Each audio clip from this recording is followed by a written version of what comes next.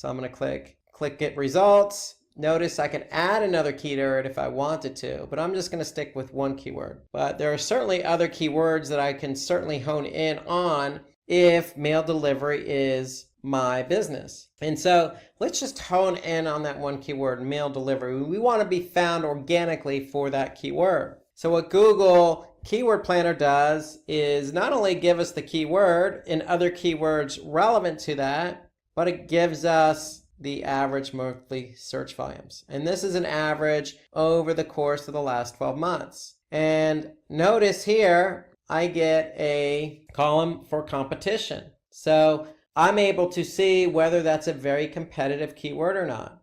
And then just to give you an extra edge when you're choosing keywords, you can get a sense of what the keyword may cost if you wanted to bid on that for paid search. So for mail delivery, I can see it's anywhere between $7.46 and at the top of the page, high range, $16.61. So that should alert me to the fact that, hey, if I'm going to try and optimize for this keyword, I know it's competitive because not only Google is telling me it's competitive by telling me high competition, but I know that the cost per click seems a little bit high. And what is a little bit high? Well, I can see some other keywords here that, $1 to $3. Okay, I could see some other ones that are even lower than the $7 they're suggesting. So that's an indication that the keyword is highly competitive. So the idea here using Google's Keyword Planner is, one, we want to get an idea of what other keywords are out there that are relevant. So it helps stimulate some ideas for relevancy. Two, we can get an average monthly search volume. So we want to know on average over the past 12 months, how many search queries I can expect from this keyword. And then three, I can get a sense of the competition. How competitive is this keyword? So if I try to optimize for this keyword and I want to rank for it organically, is it competitive? If it's competitive, then it's probably going to take me a bit longer to be found for this keyword on page 1 of Google. So that's the whole idea behind Google's Keyword Planner. And note that you could change some of the settings here. So if you want to choose a different language, okay, you can hone in on a longer or shorter period of time. You can even choose a specific location. So I chose Texas. I can certainly choose the entire United States to get a sense of what the volume would be for the total US. So you have settings that you can change and manipulate to get you the data you need to choose keywords. So that's the whole idea behind Google's Keyword Planner, to find relevant keywords, high volume, low competition. Now, alternatively, I can certainly use another tool to find keywords. So I have a Moz account, so I logged into Moz. And Moz has a tool called Keyword Explorer. So if I use that same keyword I used in Google's Keyword Planner, mail delivery, I'm going to ask Moz to give me some data on that keyword. So this is for the entire United States. And again, I can change that if I wanted to. Okay, so I can hone in on a specific country or different country. So what Moz is telling me, hey, for this keyword in the entire United States, I'm looking at anywhere from 11,500 to 30,000 on monthly volume. Now, what Moz does is they give you a difficulty score. So a difficulty score is a score between 1 and 100. And so I can see this is pretty much right down the middle in terms of difficulty. Okay, so if it's 0, it's an easy keyword. If it's 100, it's very difficult. And then that means you have a lot of competitors who are optimizing for this keyword that are ranking for this keyword. And so Moz gives us the volume, they give us the competition, and they, just like Google's Keyword Planner, gives us some other keywords that we can potentially hone in on. So here I could see keyword delivery plans, delivery services, etc. So I can see a lot more suggestions than what's listed here. So Moz delivers a bunch of other analysis related to the keyword. They also give you some good keyword suggestions. So Moz is a good alternative tool. And we'll be coming back to Moz related to SEO for some other of its features. But for now, if you don't want to necessarily use Google's Keyword Planner because maybe you're not running Google Ads, you can always use Moz. Now remember, Moz has basically a freemium version, meaning you can sign up for a free account.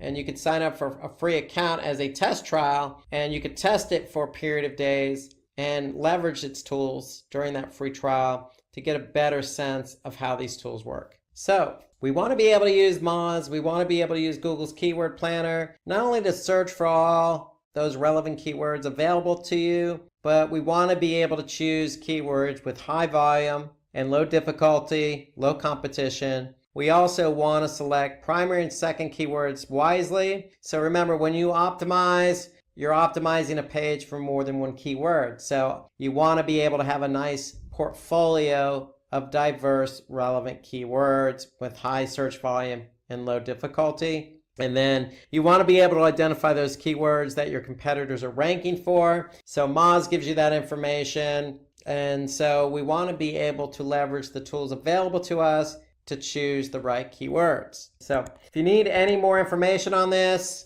we got a nice webinar on keyword research for SEO. So take a look at that video on YouTube to get more specific details about using SEO tools for keyword research and all about keyword research in general for SEO. So let's talk about some other reasons under SEO why we would use some of these tools available to us. Well, we want to be able to understand the search engines and how they crawl and index our site. Okay, we also want to check the correct format of the sitemap, and we want to monitor backlinks. Okay, we also want to analyze linking to our web page. Okay, which ones are good, which ones are not good. Okay, we also want to perform some competitor analysis. So these are some of the reasons why, other than keyword research, why would we use some of these SEO tools? So we have tools available to us, Majestic, Ahrefs, again, Moz. Let's take a look at Google Search Console.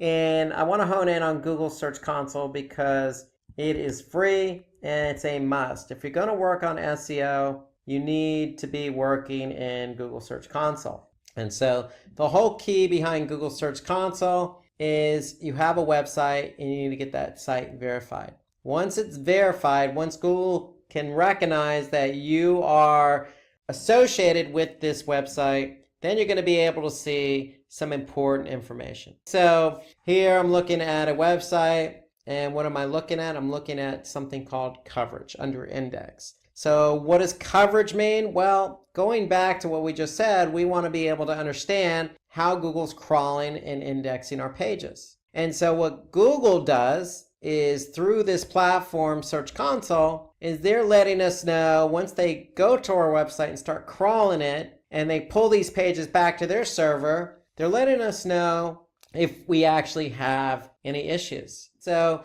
here I could see I have some issues with 112 pages. And some of those issues are listed down here. So there could be a crawl issue, a 404, redirect. Okay, so you could see there's some 5 unique issues across 112 pages. So here I could see submitted URL marked no index. There's 100 of those pages. We have some redirect errors. There's 7 pages that fall victim to this error. And so we can really hone in on what the error is and address the error.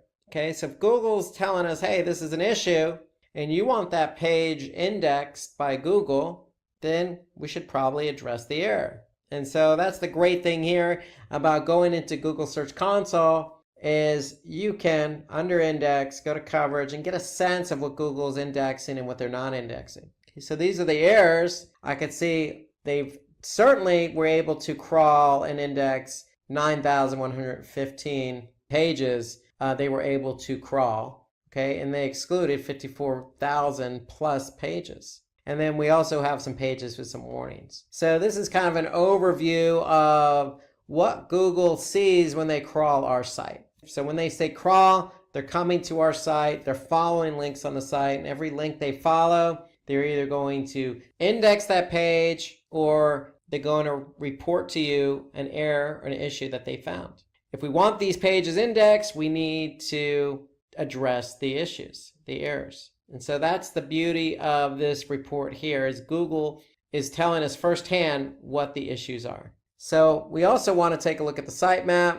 So you have an opportunity to submit a sitemap. And a sitemap is just a formatted file that includes all your website URLs. And so you're going to have this file sitting in your root directory. And you're probably going to call it, or should call it, sitemap.xml, XML being the format. So once you have this file, you're just going to let Google know that that file exists. So you're going to enter in the sitemap URL. So if it's in the root directory, all you're going to do is type in sitemap.xml and click submit.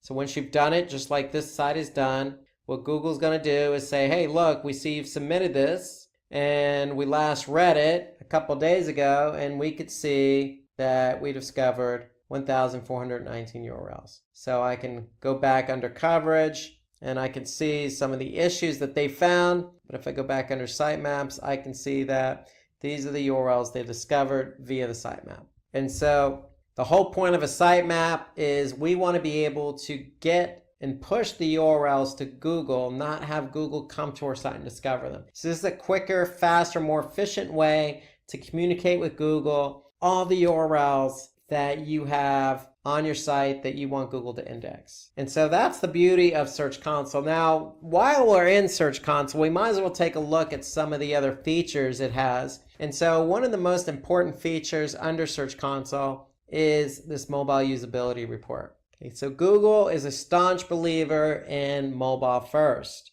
So nowadays, most people start and finish a lot of their searches, a lot of their behavior on mobile. So they begin it on mobile and they may end it on mobile. So if they don't end it on mobile, then perhaps they'll go into a store, or perhaps they'll go via desktop. But Google is a staunch believer, and definitely a lot of what's going on today starts with mobile. So they want you to understand how your site fares via mobile. And when I say fares via mobile, is it mobile friendly? Is it responsive? Is it loading quick enough? Is it formatted to Google standards? And so if there are any issues, Google's going to let you know what those issues are. So here I could see Google's recognized 206 pages for 4 different issues. Okay, so here I can see what those issues are. Just like the coverage issues, we can see specifically what they are. And so here I could see for 206 pages, text too small to read, click elements too close together, the viewport not set to device width, and then content wider than the screen. So there's 10 pages that fit under this error. And if I actually click on it, the error, I can see what those 10 pages are. And so when we're done, we can actually, when we address the issues, we can actually have Google validate whether the fix has been made. So you can definitely use this as a means of communicating directly with Google. Telling Google, look, I see what the issues are, I'm going to fix them, and then I want you to validate them. Okay, so this is important because if you can communicate with Google and let them know, hey, we do recognize the errors, we are fixing the errors, please validate them. It's going to draw Google's attention. Google's going to validate them and get these pages indexed quicker. So if you ignore the issues and the errors, especially for mobile, then you stand the chance of your pages not getting indexed. So the mobile usability report to me is an important report because we want to better understand whether Google's picking up issues on mobile. And if they are, we want to address them, get Google to validate them so Google can index them quicker. Now, there's another report that is of interest to you, or may be of interest to you in Google Search Console, and that's the links report. So the links report in Google Search Console tells us what pages have the most links. Okay, so here we can see the home page has 26,000 plus links. If we hone in on interior pages, we can see the links to those pages. Okay, so we can get a sense of what are the top link pages from external links, meaning links on other websites pointing to these pages. I can also see internal links. So Google is recognizing links from within my website from one page to another.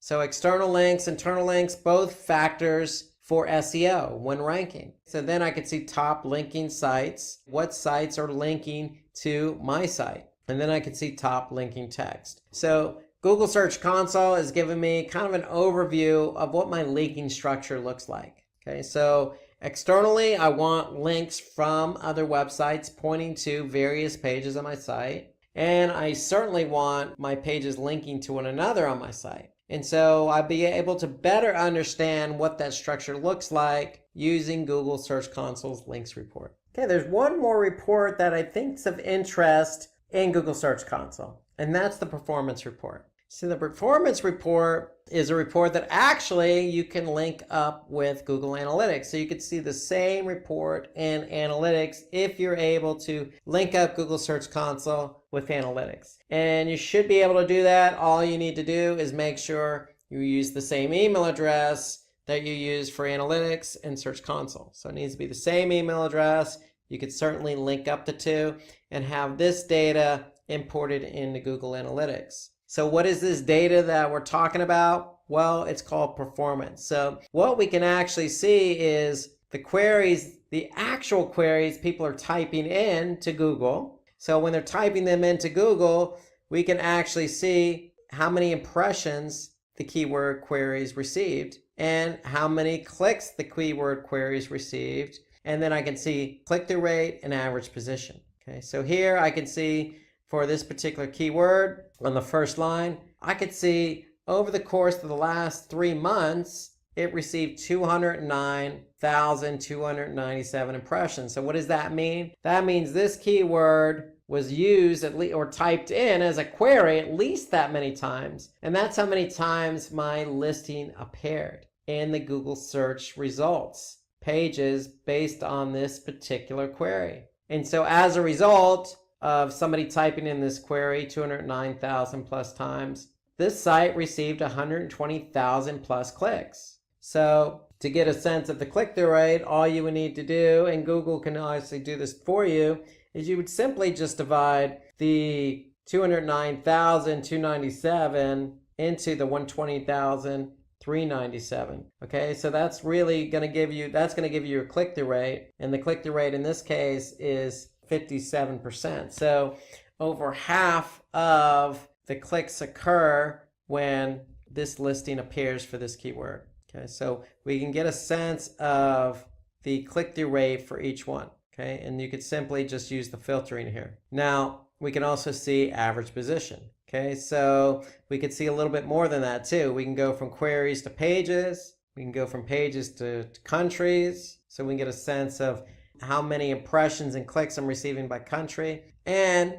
importantly, we can see by device. So here I can see a majority of the people who conduct a search related to my website primarily do it on desktop. Now, I mentioned the beauty of the Google Search Console Performance Report is that you can link it up to Google Analytics. And when you do that, all you need to do then is go to Acquisition, Google Search Console, and then from there you could choose landing pages, countries, devices, or queries.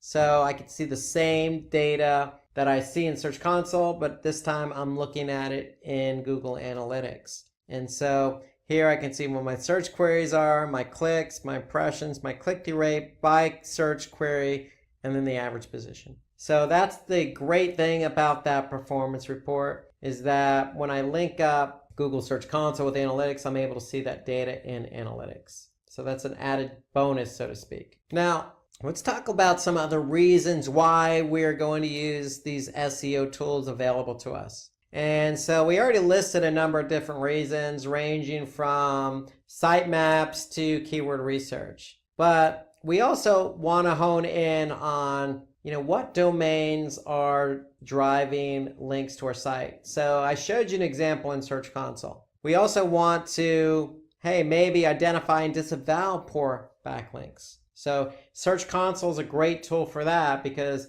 if we don't want to be associated with a particular website, we can certainly disavow that link. We could track a number of follow and no follow links. Okay, we could track our website's rankings. We can measure click-through rates and impressions, just as we did with Search Console. We could track keyword ranking for desktop, mobile, cross locations, just as we just did with the Search Console Performance Report. We can identify top performing, gaining, and losing keywords. Again, the performance report. So we could certainly look at the Google Search Console report, but if you have a platform like Moz, you can certainly also look at a lot of that data available. So for example, rankings. So if you have a Moz account, we can certainly go into rankings. Okay, and we can see for the keywords that we've chosen that we want to optimize for, we could certainly see where they rank. The great thing about Moz is it's a great tool, not only for rankings and on-page optimization, but for off-page optimization as well. So if I go ahead and take a look at a domain, for example, I'm just going to type in this domain. I'm going to be able to get what they call a domain authority. So a score out of 1 in 100, I'm able to see how authoritative my domain is. And how authoritative a domain is based on the quality of links pointing to it. So Moz gives me some good insights as to how many linking domains, how many inbound links I have, ranking keywords, and it goes into detail as well. So here, if I click on the linking domains, I'm going to be able to see the actual domains pointing to my site as an external link. And not only can I see the domains, I can actually see the domain authority of those domains. So if there's a domain, for example, that doesn't have a good domain authority and the site appears a bit scammy per se, then we can disavow that. So I can certainly look at all the domains that are linking to me, and then I can highlight the ones that have poor domain authority. What Moz even takes it a step further. They also give me a spam score. So Moz is able to measure how spammy a website is. So if I have a combination of, say, a low domain authority and a high spam score,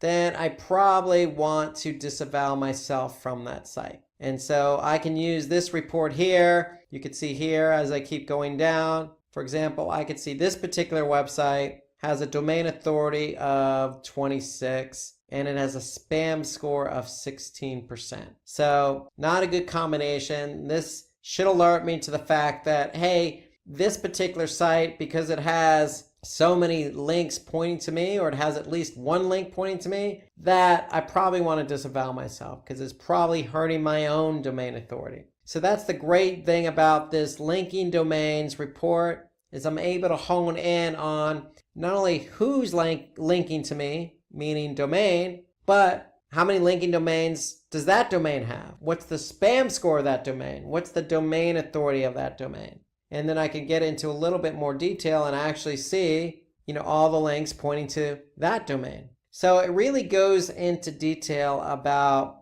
backlinks, domain authority, spam, etc. Everything you need to use in order to measure off-page SEO. So that's the great thing about Moz, is they have not only on-page SEO tools, but off-page SEO tools. And Moz is a freemium, so to speak. So here you can see, if you just go to moz.com/free-SEO-tools, you'll be able to use some of these tools available to you, not just for SEO, but also for local SEO as well. So here, you like some of these tools, you can start your free 30-day trial. So I use and lean on Moz a lot for all that it has to offer, from choosing keywords to rankings report, to checking issues on my website, to even checking who's linking to me. So this fits in the mold with everything I need to do for SEO. So in addition to that keyword research video, you could certainly lean on some other webinars that we've done in the past on SEO. So we've done a webinar on SEO tools, and we've also done a webinar on SEO tips and tricks. So if you want any more information about the tools we covered or SEO in general, take a look at those two videos and check them out. And that should kind of complement what we talked about with using some of the tools, Google's Keyword Planner, Moz, and Google Search Console. Okay, let's switch over to email marketing tools. And so with email marketing tools, we have a lot available to us in the form of reporting, in the form of platforms, in the form of tools that really help us go from A to Z on our email, choosing what email to send out, to creating a list, to measuring how the email campaign went. And so we could start with MailChimp, because MailChimp's a freemium version. When we say freemium, meaning they have a free trial available, then you're expected to upgrade. But MailChimp to me is a tool I use. I like the interface, very easy for beginners.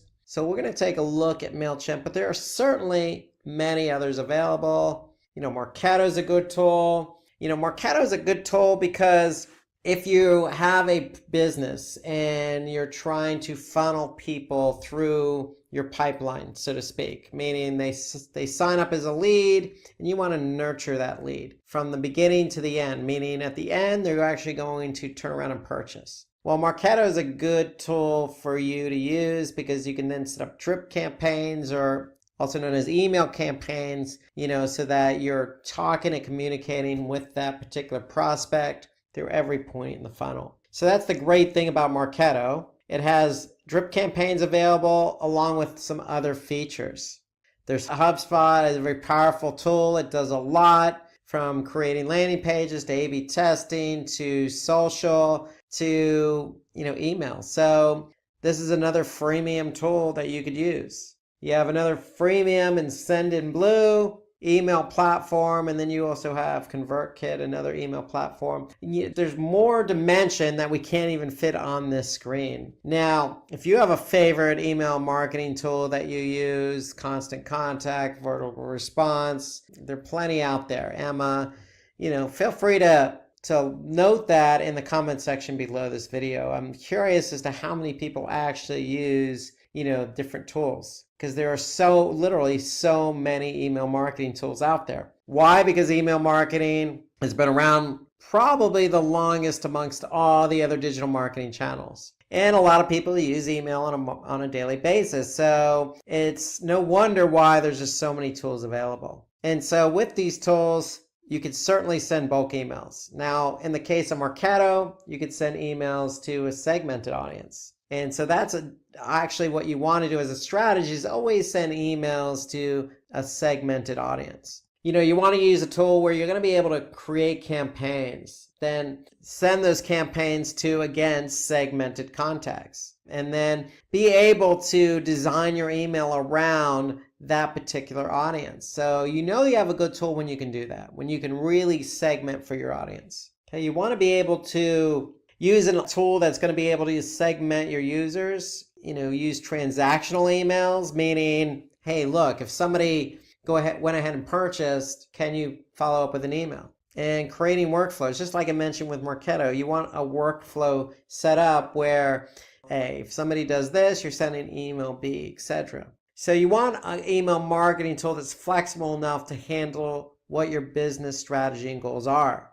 Okay, so you want to be able to also use a tool that, has various email templates available. Okay, you don't want to be stuck with just a vanilla template. Again, you want to be able to customize an email for your audience. You want to be able to manage your list appropriately, meaning if you have 10,000 users or emails in a list, you want to be able to manage them accordingly.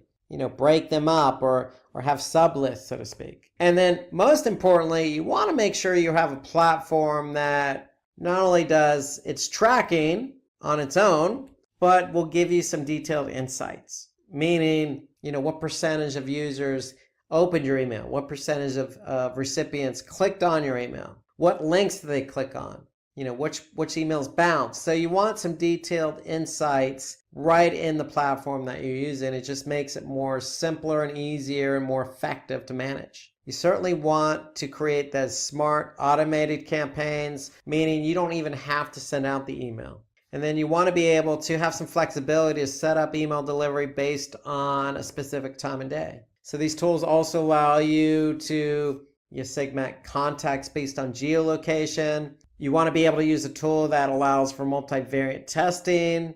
Again, you want to analyze performance and optimize campaigns. You want to trigger automatic responses. Somebody purchases something, are you using a tool that will automatically send that email out? So these are all the reasons why you would use an email marketing tool. So let's dive in and take a look at an example, and we're going to use MailChimp as our example today. So let's dive in and take a look at MailChimp. So with MailChimp, once you log in, you're going to be able to see some historical campaigns that you sent out, or you're going to be able to create your own campaign. And so this is kind of under campaigns, you can kind of see an overview. of the ones you've sent out, or if they're in draft mode, you'll be able to see they're in draft mode, so you can go ahead and edit them. So here we have one that was set up on August 26th, and it's still in draft mode, so we can go ahead and edit that. So if we just click edit, we have the flexibility to pick and choose who we're sending this to, who it's from, what the subject line is, and then we can certainly design the email. So if we click design email, again, this is important because with email marketing, you want to be able to cater your email to your intended audience. So if you're selling men's shoes, your audience should be men, okay? So you don't want men to receive an email about women's shoes. It sounds like it's common sense, but the point being, you want to be able to use an email platform that's going to be able to allow you to put 2 and 2 together. The message and the design with the intended audience. And so here you can see MailChimp allows us to do that. Okay, you can see some of the layouts here. Okay, you also have themes that you could choose from. Okay, you could search for different themes, or you can even just code your own. So you can just paste your code in, or you can import it. So MailChimp allows that flexibility. You're not stuck with one of their templates. And so if we go back to the dashboard, the one thing I like about MailChimp though is the reporting. Okay, so yes, it is easy to choose a template and map that template to your audience, but I really like the reports that they have to offer. So, here you can see there's some lists that we've sent to, and if we choose one of our audience lists, then we can see some really detailed reporting here. And so here I could see this email that was sent out in June. I could see it was sent to 95,000 plus subscribers. Okay, of the subscribers, I saw 2,000 plus open it and 157 clicks. So I can view this report in more detail just by clicking on View Report. So again, we want an email platform that's going to be able to give us some detailed information about how that email campaign performed. And so I can get down really to the nitty-gritty. I can actually see, on the content, what was clicked and what wasn't clicked. So here I sent 2 different subject lines, so I'm able to compare the 2 against one another. Okay, so I can really go into detail about one of them here. So if I click View Report, I can specifically see what the average for this list is. So here I'm able to compare against the list average, and it's 16%. I only had an open rate of 2.5%. So the industry average is 18%. And so here I'm able to see the list average for the click rate and the industry average for the click rate as well. So then I can see some specifics about it, how many people unsubscribed. Then I can see a graph. I could see the top links that were clicked, okay, the top subscribers with the most opens. I can link social to it if I want to, and then I can see geographic information. So the point being is MailChimp really goes into some nice detail here about the email campaigns and how they performed. So the great thing is too, with the MailChimp, you can link it with Google Analytics. You can link it with e-commerce. Okay, so if you have an email and you're selling products and somebody purchased that product, MailChimp is able to integrate in with your shopping commerce platform. For example, WooCommerce. So if somebody did purchase, you can send out that thank you email. MailChimp even goes a step further, and if somebody did click on a link, go to your shopping cart, add something to the shopping cart, and then abandon the cart, MailChimp allows you the opportunity to retarget them via email. So MailChimp is flexible, and that's what you want in an email marketing platform. You want something that's flexible, that you can cater to your audience, you can manage your audience list, and you can get detailed reporting on your different campaigns for that audience. So that's MailChimp in summary. And so most email platforms do a lot of the similar features or have some of the similar features, but that's what you ideally want to look for in an email marketing platform. So here's a tool that doesn't get talked about enough when it comes to email marketing, and that's Google's URL Builder. And the reason why we're going to talk about this tool today is because most people in the US use Google Analytics as their web analytics tool. And the one thing about Google Analytics is it allows you to track different campaigns. So if you're doing pay-per-click campaigns outside of Google, you can certainly track the performance right in Google Analytics. And email is no different. So if you're using Google Analytics and you're sending out an email, let's just say on MailChimp or any other email marketing platform, you want to be able to append your links with what we call UTM tracking. So for example, if I have a URL that says Visit Florida and I'm going to send out an email, I have up to 5 parameters that I can use. Okay, so here's my email or URL that I'm using in the email. So I have up to 5 parameters that I can use to track this particular email. So let's go through some of those parameters. So the first one is campaign source. So what's the source of the campaign? Well, we could certainly identify MailChimp if we're using MailChimp as the source. Now the thing about the URL builders, you always want to use lowercase because Google Analytics is case sensitive. So as a rule of thumb, just stick with a lowercase. So our source is going to be MailChimp because that's the platform we're using. If you're using, Constant Contact or Vertical Response or, some of these other ones, ConvertKit, then go ahead and put in that platform as the source. Now for the medium, which is the means in which we're driving traffic to the site, let's go ahead and put in email because that's what we're using to drive traffic to this particular page. Now, what's the campaign name? Well, we're in summer, so we're going to call this the summer promo. So the summer promo here is Visit Florida Beaches. Okay, so we're going to send this email out to the masses, and particularly not only the masses, but the masses in the north, because we're going to say, hey, look, come to Florida for the summer. Come visit our beaches. That's the point of the campaign. So that's what we're going to use for the campaign name is whatever the campaign is. It's a summer promo. Now, notice I got an asterisk next to these particular parameters. So Google's asking us, hey, these are mandatory. So go ahead and put something in there. Now for campaign term and campaign content, we could certainly leave them blank because they're not mandatory. But since we're talking about email, I would certainly recommend that you use the campaign content parameter. And why do I say that? Because if we're sending an email out to say 10,000 recipients, I want to be able to split out the email into 2 segments. One segment that's going to get subject line 1 and one segment that's going to get subject line 2.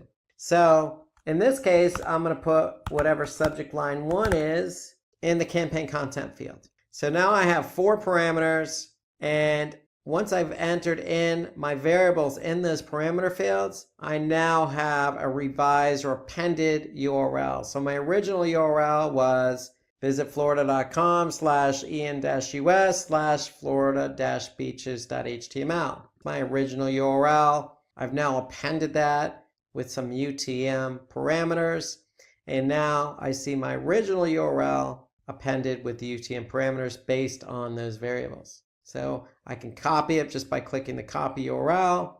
I can go to my browser. I can paste that URL in there, and I want to check to see if it works. So here I could see this particular page loaded, Florida beaches with my UTM parameters appended to the URL. So that's for the first subject line. That's for the audience that's going to get the first subject line. I want to do another one for the second subject line. So now I'm going to change my campaign content parameter to subject line _2. I'm going to copy that URL. I'm going to check it. Okay, so I can see that the page loads with those UTM parameters. And so now what am I going to do? I'm going to use the first URL and the second URL in my email. Okay, so any link that I have, in this case, I'm using subject line 2. So for the email with the second subject line going to that segmented audience, this is the link I'm going to use in the email. So if you have 1 or 2 or 3 links in the email, this is the URL you're going to use. Because when somebody clicks on that link, you're going to be able to see that click in Google Analytics. So if I jump over to Google Analytics after I sent out my email, I'm going to go to acquisition. I'm going to go to campaigns. I'm going to go to all campaigns. Now, based on the variables I put into my parameters, meaning source, medium, campaign name, content, or term, that's what I'm going to look for in Google Analytics. So we could start with source and medium.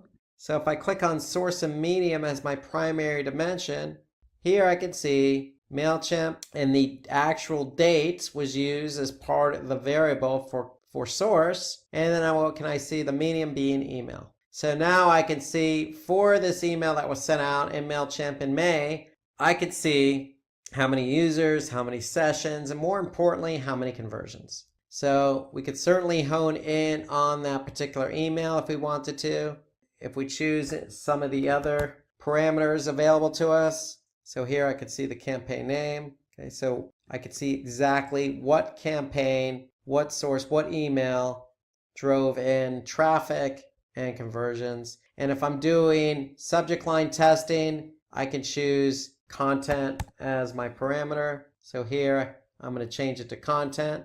And now I can see the subject lines. In this case, if I go back to my source medium, I'm going to be able to see what subject lines from my emails generated the most traffic. And not only the most traffic, but also conversions. So that's the whole point behind using the URL builder. Again, you're taking a URL that you're going to use in email, and then you're going to append that URL with different parameters. Campaign source, campaign medium, campaign name, and then optionally campaign content or campaign term. Okay, once you've entered variables into those parameters, you're going to get an appended URL, which you can then use in your email. So when the email gets sent, you're going to go back over to Google Analytics and you're going to look at the results of that campaign, of that source, of that medium, of that content, i.e. subject line. And so that's why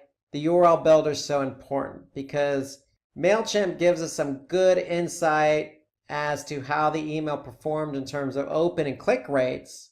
But what we really want to see is how that campaign performed once it drove traffic to my website. So that's the whole idea behind the URL builder. If you're using Google Analytics, you'll be able to use the URL builder with whatever email platform you're using.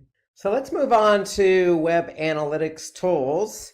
And this is an important section because web analytics tools kind of the central focal point of all digital marketing. And it starts really with Google Analytics. Google Analytics is a freemium, meaning that they have a free version that you can use. There is also a paid version of Google Analytics. But given the advent of Google, its popularity, especially in the United States, a majority of users are using the free version of Google Analytics. So it's a very popular tool, especially for marketers.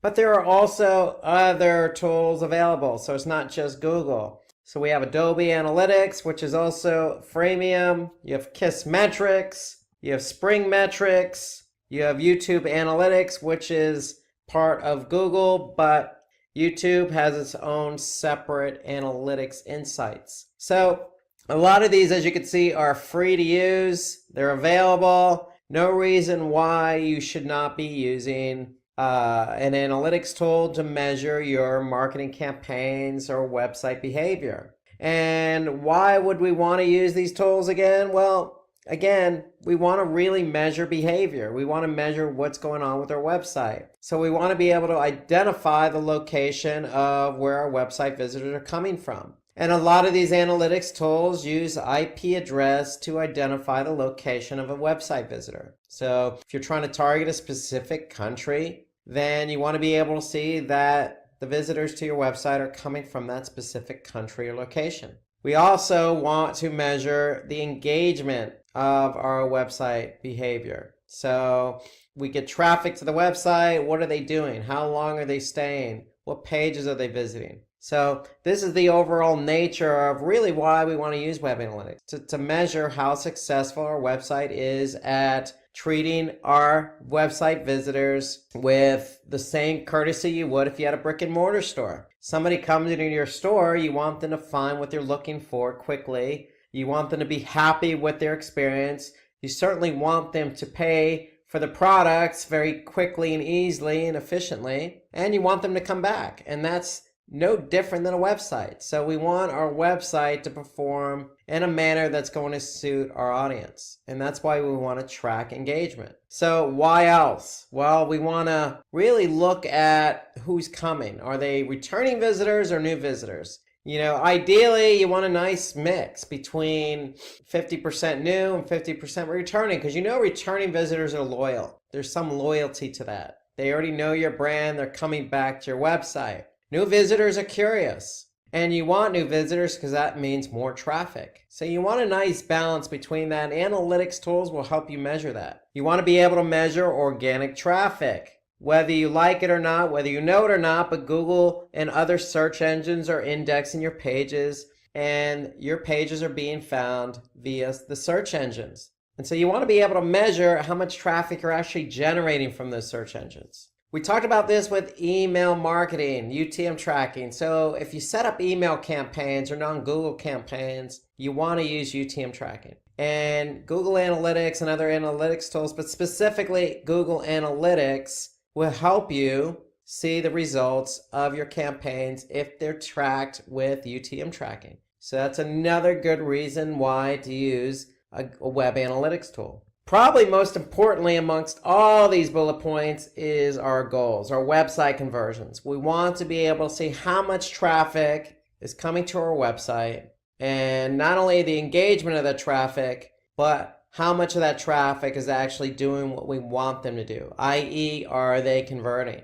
And we want to optimize our sites and channels performance. So the whole idea of collecting all this information is that you can turn around and improve performance. So if your bounce rate is high, well, how do you lower bounce rate? Well, we need to do something about that. And analytics tools will help us identify what's not working from our site perspective and from a channel perspective, and we can take action to improve performance. So that's the whole idea behind optimizing our site's performance. So let's jump into Google Analytics and let's take a look at everything we just talked about in those bullet points. So about improving website performance, measuring engagement, looking at our goals and conversions, measuring campaigns with UTM tracking, all those good things that we can get in a good analytics tool. So Adobe, Mixpanel, Spring Metrics, they all work in a similar fashion in that they're really measuring website behavior. And so if we're in Google Analytics, really what we're doing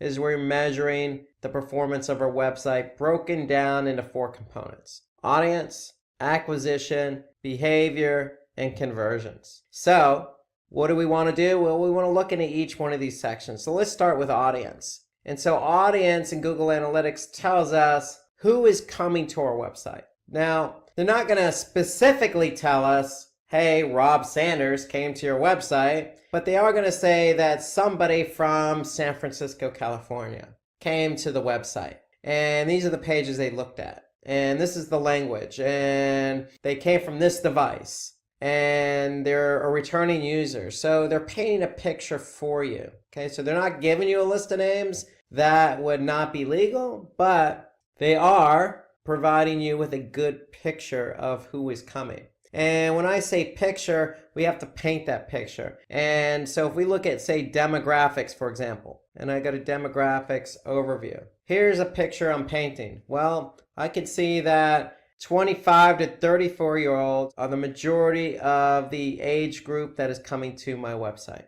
Okay, I can see on the gender side of it, I can see that 63% of my traffic, and again, this is year to date that I'm looking at, is coming to my website. So 2/3 of my traffic is female, 1/3 male. And they're between the ages of 25 and 34. So I'm painting a picture about, gender and age coming to my website. Well, I can also look at geo. So where specifically might these people be coming from? So if I go to location under geo, I'm going to be able to see a breakdown of country, or I can even hone it down to city or specific location. And here I can see United States is the primary driver, but not by much. So we have 16, almost 17% from the US and then 16% from Argentina, 13% from Mexico, 10% from India. So we have a nice mix of traffic from different locations in the world coming to our website. So that's geo. But more importantly, let's take a look at mobile. So if we go to mobile overview,